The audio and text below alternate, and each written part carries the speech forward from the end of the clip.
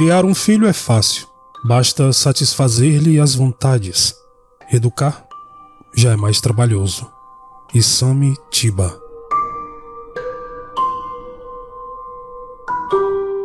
Proteger a sociedade contra a criminalidade que ameaça, canalizando a violência natural dos homens para formas legítimas de torná-la tolerável, até mesmo útil, são objetivos que todos os governos se esforçam para alcançar.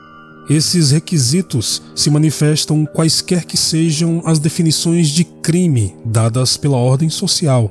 Eles também justificam a reação contra o crime confiado à polícia e ao sistema judiciário. Todas as sociedades contam com vários sistemas de controle social, ideologia, moral, disciplina, religião, costumes, etc., mais ou menos aparentes e mais ou menos constrangedores para garantir a prevenção da delinquência e manter a ordem social.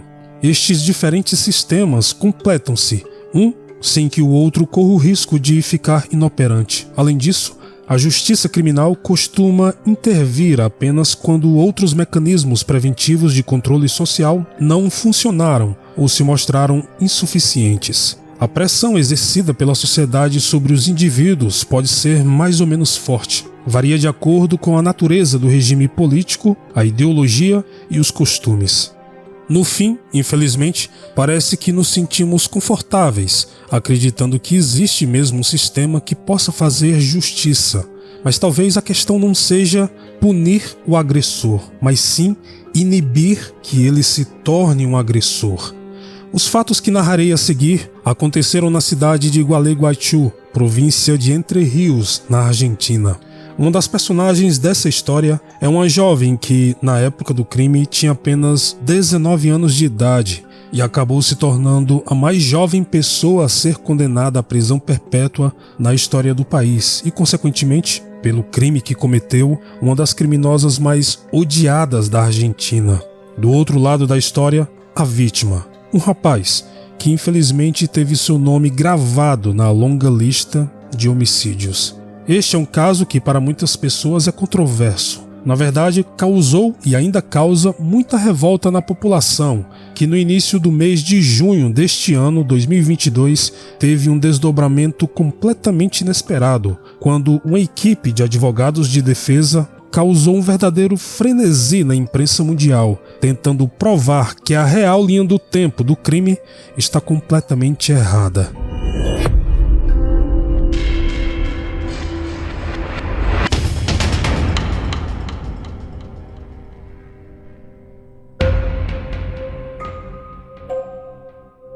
Nair Mariana Galarza nasceu no dia 11 de setembro de 1998. Ela era filha de Yamina Kroc, uma ex-policial, e do policial Marcelo Galarza. A família morava na cidade de Gualeguaychú, província de Entre Rios, na Argentina, e desde muito jovem, Nair, por ser considerada muito bonita, chamava a atenção de todos por sua beleza e inteligência.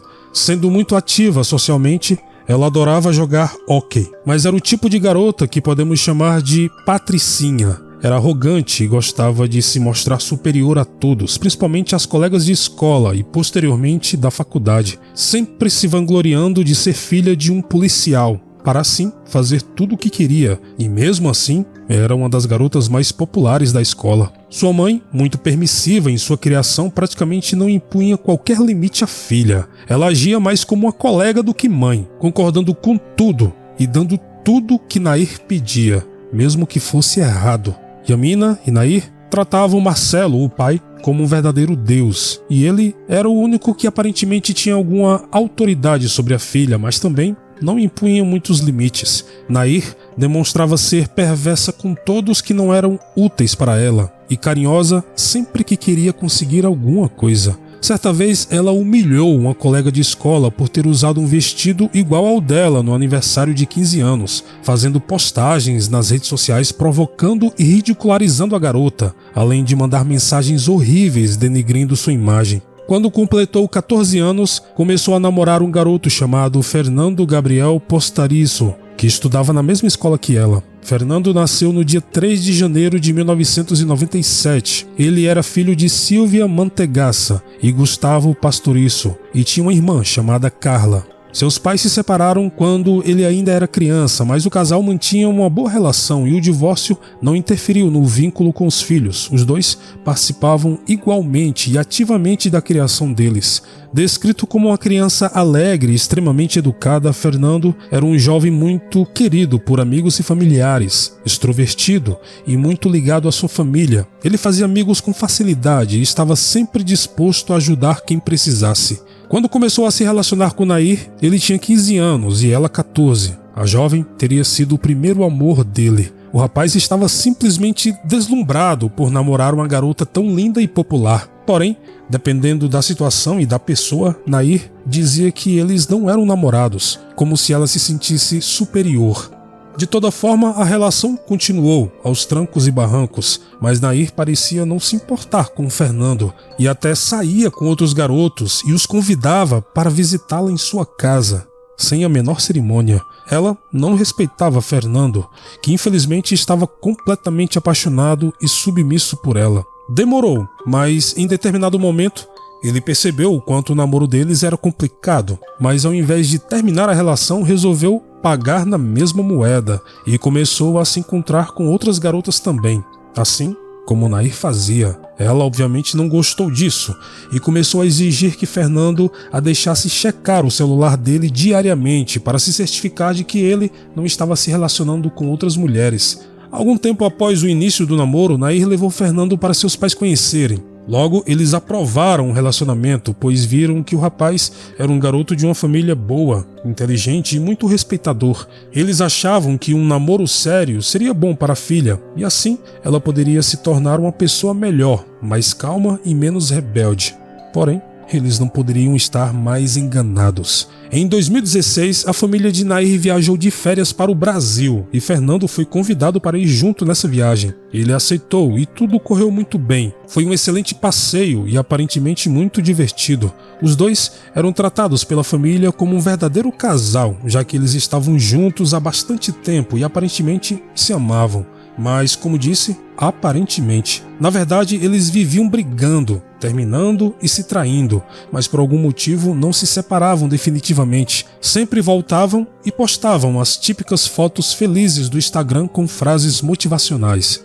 Poucas pessoas notaram que aquele relacionamento era realmente tóxico.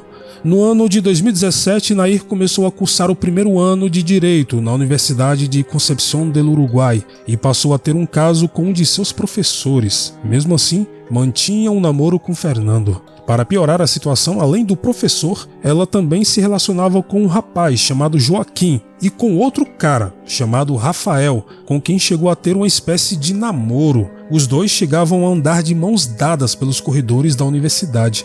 Cansado de tudo que passava nas mãos de Nair, Fernando decidiu que não podia mais viver assim e queria se afastar de vez da namorada, mas ela o chantageava, ameaçava se ferir e fazia ele se sentir culpado. Porém, ele estava decidido. E percebendo que Fernando não iria mais cair em suas chantagens, Nair começou a dizer que, se eles terminassem, ela iria espalhar para todo mundo que ele a agredia, e podia provar, pois tinha hematomas e arranhões nas pernas. Na verdade, Fernando nunca machucou. Esses ferimentos foram causados porque ela praticava hóquei. Então, no Natal de 2017, aconteceu algo que fez com que Fernando de fato terminasse o relacionamento de vez com Nair. Após mandar várias mensagens para ela e não encontrar em lugar algum, ele resolveu procurar pela namorada em uma boate que eles costumavam frequentar. Assim que entrou no estabelecimento, se deparou com Nair, beijando outro homem, o tal Rafael, seu namorado na faculdade. Ao ver o olhar de decepção de Fernando, Rafael saiu rapidamente do local. Ele foi em direção a Nair para esclarecer a situação, mas eles não conseguiram conversar por causa do barulho do lugar. Neste momento, percebendo a situação tensa, uma amiga de Nair chamada Sol Martinez se aproximou. Nair tinha dito a ela que Fernando costumava agredi-la, obviamente tudo mentira. Sol então decidiu sair em defesa da amiga e deu um tapa no rosto de Fernando. Ele sabia que não podia reagir, pois seria muito grave agredir uma mulher. Além do que, ele era constantemente ameaçado por Nair, que usava a profissão do pai para coagi-lo. Então, simplesmente começou a chorar, dizendo que jamais bateu em uma mulher e que nunca faria isso. Ele saiu o mais rápido que pôde da boate e foi para casa. Porém, no meio da noite, Nair apareceu na porta de sua casa, acompanhada de sua amiga Sol, para uma conversa. Elas fizeram Fernando acompanhá-las até a casa de Nair. Já que não tinha ninguém na casa dela, ao chegar ao local, as duas meninas começaram a espancar Fernando, que não reagiu, apenas apanhou em silêncio. Mas ele conseguiu de alguma forma gravar um pouco da agressão, só que elas perceberam e o fizeram apagar os vídeos. Quando finalmente acabou a sessão de tortura contra Fernando, ele falou por mensagem com um amigo, dizendo que estava se sentindo mal, que estava com muita dor e arrasado por tudo que elas diziam enquanto o espancavam.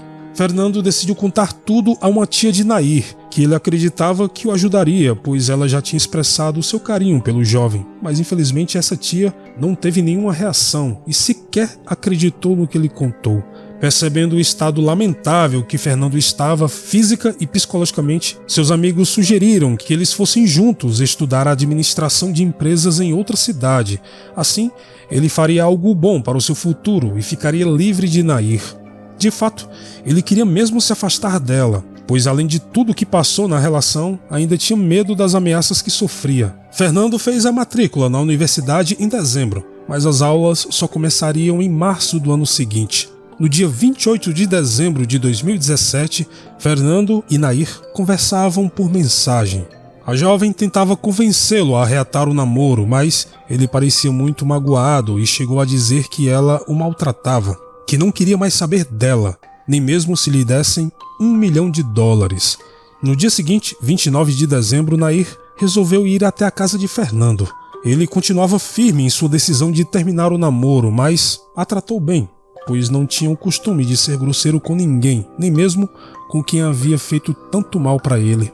Então, no meio da conversa e vendo que não tinha mais o que fazer, ela perguntou se ele poderia levá-la para casa na moto dele. Fernando concordou, e ao chegarem na residência, ela propôs que eles tivessem uma última noite juntos, já que tiveram um relacionamento de 5 anos, então achava que seria legal ter uma despedida. Ele acabou cedendo.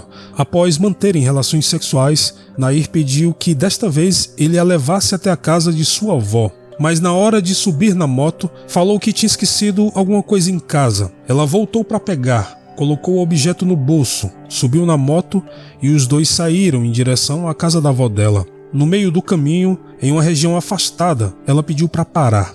Desceu da moto e tirou do bolso uma pistola 9mm que seu pai usava no trabalho.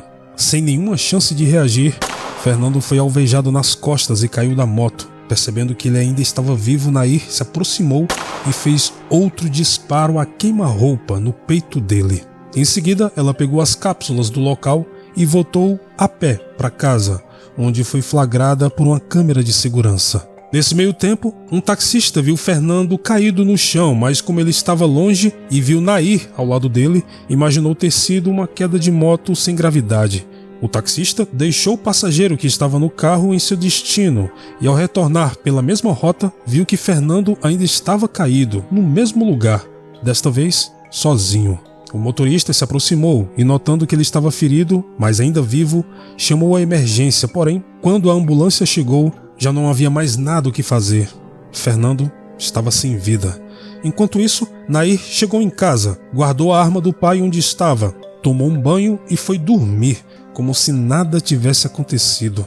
A polícia foi chamada e imediatamente descartaram a hipótese de roubo, já que todos os pertences de Fernando estavam com ele, principalmente a moto. Então, o caso começou a ser investigado como um homicídio. A mãe de Fernando, antes de receber a notícia, chegou a entrar em contato com Nair para perguntar se ela sabia onde o filho estava, pois era de madrugada e ele não tinha voltado. Então, após ter tirado a vida do namorado, Nair simplesmente disse à mãe dele que não sabia de nada, que o tinha visto pela última vez às 11 horas da noite. Mais tarde, ao ser comunicada pela polícia da morte do filho, Silvia liga novamente para Nair. Ela se mostrou chocada e imediatamente postou uma mensagem de despedida para o namorado nas suas redes sociais, dizendo que o amaria para toda a eternidade. Logo no início das investigações, ela foi ouvida como testemunha, mas contou apenas a mesma história que havia dito a Silvia. Na frente dos policiais, chorou e se mostrou muito abalada com o que aconteceu, afirmando que o namorado era uma pessoa muito boa, que não tinha inimigos e que não merecia morrer daquele jeito. Conforme se sentia mais confortável para falar, ela começou a levantar hipóteses e acusar pessoas aleatoriamente. Em pouco tempo, Nair já não parecia estar comovida pela morte de Fernando. Na verdade, ela estava tentando a todo custo se mostrar inocente, inventando álibis, mesmo que ainda não tivesse se tornado suspeita do crime. Isso, obviamente, soou muito estranho para a polícia, que então passou a tratá-la como uma pessoa de interesse na investigação, não mais como uma testemunha. O pai de Nair, percebendo que a filha tinha culpa no cartório, contratou um advogado e agora, orientada por ele, a jovem mudou completamente o seu depoimento. Ela começou a dizer que não tinha nenhuma relação com Fernando, o que foi logo desmentido, pois existiam inúmeras testemunhas de que eles eram sim um casal e também haviam milhares de postagens nas redes sociais dos dois, mas de alguma forma Nair queria que acreditassem que eles nunca estiveram juntos, pois sabia que se fosse condenada, a pena seria maior por se tratar de alguém muito próximo. Para se ter uma ideia, a polícia levantou que somente no ano de 2017, ela e Fernando trocaram cerca de 104 mil mensagens de texto no celular e nas redes sociais. Isso dava uma média de 285 mensagens diárias. Vi que está suponiendo, no me quiere hablar por cosas que vos suponés. Te dije que no voy a hacer nada más. Así que deja de suponer cosas. No. Sí pienso porque no lo he hecho nada más y no lo voy a hacer más, porque ya estoy harto. Y que estaba conmigo nomás y tenía otro, sos una mentirosa, loco, yo te creía. Espero que no estén haciendo loco mirando a todas porque cuando vengas ni piensa que te voy a dar bola. E mesmo assim, Nair continuava negando. Até seu pai disse na delegacia que ele não conhecia Fernando. Obviamente que era tudo uma mentira orquestrada, afinal, como ele não conhecia o garoto, se viajou com ele para o Brasil e tinham centenas de fotos juntamente com sua família para provar isso.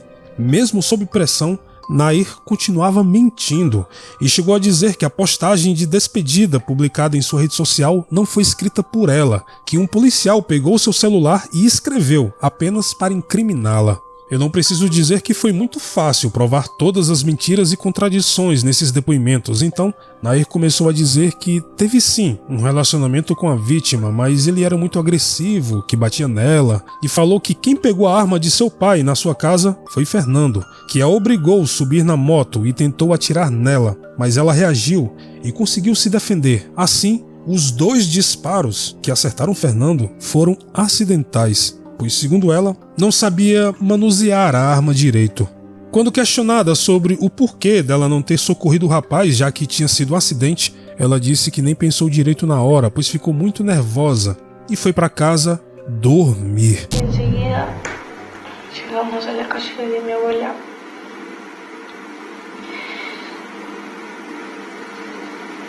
Es una calle de tierra. Así que él venía bajando a velocidad cuando dobló.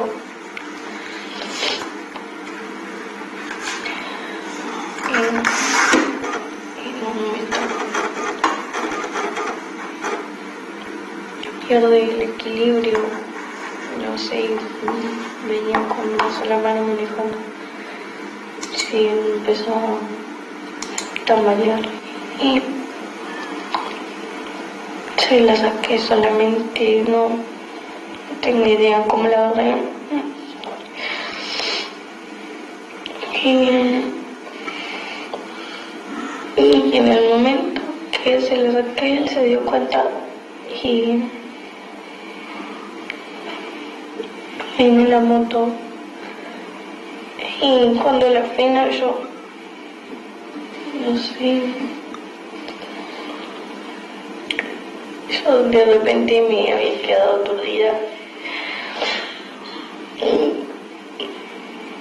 y nos caímos los dos a mi costado y enseguida cuando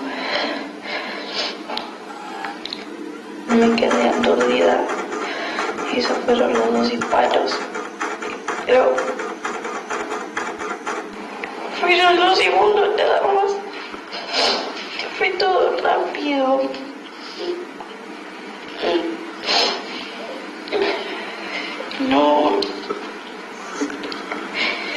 No he encontrado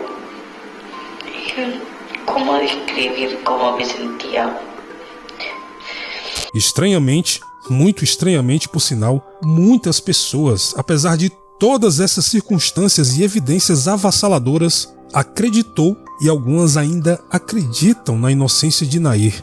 Na época de sua prisão, diversos protestos foram feitos, com cartazes e camisetas que defendiam a soltura dela, alegando que Nair tinha sido vítima de um agressor violento e que apenas se defendeu como podia. Os protestos duraram dias e milhares de pessoas fizeram postagens nas redes sociais pedindo a absolvição da pobre e injustiçada Nair Galarça. Pois é. Sol, a amiga de Nair, foi ouvida e tentou de todas as formas se isentar de qualquer culpa. Mesmo com todas as provas de que ela havia agredido Fernando, como os amigos dele contaram em depoimento, mesmo assim, ela não foi indiciada por nenhum crime, mas suas declarações também não ajudaram na defesa da amiga. Segundo uma análise feita por um renomado psicólogo forense, Nair é uma garota inteligente. Ela sabia que poderia manipular Fernando, acusando-o de agressão, mas está claro que ele jamais a agrediu, já que nada a impediria de denunciar os supostos maus-tratos, pois ela não tinha nenhum tipo de dependência no relacionamento, ou seja, não tinha nada que aprendesse a Fernando, se ela realmente estava segura para denunciar, caso estivesse de fato sofrendo violência. O psicólogo relata que, apesar de inteligente, Nair é emocionalmente instável e infantilizada. Ela não demonstra arrependimentos, apenas medo das consequências de seus atos, pois se trata de uma pessoa fria, calculista e que não vê o crime que cometeu como algo realmente grave. Por fim, no dia 3 de julho de 2018, Nair foi levada a julgamento e condenada à prisão perpétua, mas, na Argentina, o máximo que uma pessoa pode ficar presa é 35 anos, apesar de existir a sentença perpétua. Desta forma, ela passou a ser a pessoa mais jovem a ser sentenciada à prisão perpétua em toda a história da Argentina. A defesa de Nair tentou argumentar que a pena foi muito pesada, já que ela tirou a vida de Fernando por acidente, e novamente tentaram alegar que ela sofria de violência, mas o juiz não acreditou nessa hipótese. De toda forma, Nair não foi enviada para cumprir a sua sentença em uma cadeia convencional, muito pelo contrário.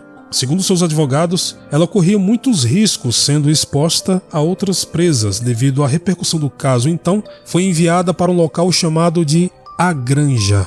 Esse local, que seria uma espécie de comunidade prisional, é composto por pequenas casas ao invés de celas, onde as presas podem fazer várias atividades, conversar com outras detentas, fazer amizades, estudar e até mesmo usar o celular e ter acesso às redes sociais. É praticamente um condomínio de luxo bancado pelo Estado. Atualmente, ela até está namorando um rapaz chamado Matias, que conheceu na granja quando ele foi visitar uma parente sua que também cumpre pena lá.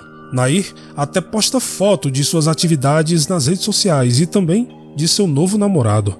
Ela poderá ser solta em 2052 e já concedeu até uma entrevista onde fala sobre o crime e o quanto está triste por não poder sair para festas com os amigos nos finais de semana. Numa dessas entrevistas, ela diz que Fernando poderia ter evitado tudo isso, como se a culpa de todo o relacionamento conturbado fosse apenas dele, e até sorri em determinados momentos, demonstrando total indiferença ao falar sobre o caso. No início do mês de junho deste ano, 2022, enquanto o Tribunal de Justiça da Argentina analisava um novo recurso para a revisão de pena, os advogados de Nair divulgaram para a imprensa uma nova versão para a linha temporal do crime. Desta vez, eles alegam que o verdadeiro autor material da morte teria sido Marcelo Galarça, pai da jovem, e até chegaram a apresentar um vídeo com a reconstituição dos acontecimentos daquela fatídica noite. De acordo com a nova versão, na madrugada do dia 29 de dezembro de 2017, ouvindo um alvoroço na garagem de sua casa com gritos e agressões, Marcelo viu pela janela do seu quarto Nair subindo na moto de Fernando. Então ele decidiu segui-los em seu carro até interceptá-los em um local sem câmeras de segurança. Em seguida, nessa versão levantada pela defesa, Marcelo repreende Fernando por bater em sua filha e imediatamente o executa com um tiro nas costas, seguido de outro tiro no peito. Então, Marcelo teria mandado que Nair voltasse para casa por um caminho sem câmeras, mas a jovem se enganou e devido a isso ela foi flagrada sim por uma câmera de segurança saindo do local onde Fernando foi encontrado morto minutos depois. Nessa nova perspectiva, a defesa de Nair menciona que a jovem foi vítima de uma justiça patriarcal, sexista e misógina. Nair Galarça não quer sair da cadeia, pois lá ela se sente mais segura do pai. Ao serem questionados do porquê dessa versão só vir à tona quase 5 anos após o crime, os advogados alegaram que, após 4 anos de terapia, a jovem teria conseguido quebrar o pacto de silêncio familiar e denunciado o verdadeiro assassino, afirmando que ela só se calou por tanto tempo, pois tinha mais medo do pai do que ficar presa pelo resto da vida. A maioria dos especialistas criminais acreditam que esta é mais uma invenção dos advogados de defesa, uma vez que eles entraram com um recurso para revisão de pena, cujo resultado deve sair ainda este ano. Até lá, muitos acreditam que Marcelo sequer será ouvido com relação a isso e acham difícil que a revisão de pena seja aceita, principalmente sem qualquer prova plausível e dada todas as circunstâncias do caso. Para muitos, isso é apenas uma tentativa de manipulação para que algum juiz conceda a revisão de pena e assim Nair possa sair da prisão ou pelo menos tenha sua pena abrandada. Bom, este roteiro foi gentilmente enviado pelo meu amigo Felipe Medeiros, do canal Chamal, cujo texto original é da queridíssima Blue Moon, a Jane dos Santos, e que eu tive a liberdade de fazer algumas alterações. Muito obrigado pelo carinho e atenção de todos vocês. Me perdoem pela voz fanha, caso não tenham notado, estou me recuperando de uma forte gripe, mas estou bem melhor e, como sempre, nos vemos nos comentários.